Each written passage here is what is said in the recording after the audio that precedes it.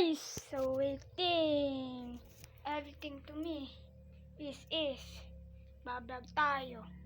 This is nandito tayo sa bahay. Di ko na alam.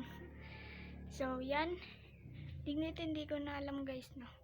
Pero kakayanin natin to. Yan boy, yan. So ito, nandito ako ngayon. Rinig nyo ba guys? Ako galing lang sa ano guys, no. Ayan o. Galing lang po ako sa pagdadayag guys. Kaya huwag nyo po sana kita. Yun. So huwag nyo po sana anuhin kung ano ba yung nanarating mo sa buhay. Pagtiwalaan mo na lang guys. So gawa lagi ng assignment po. And yun po.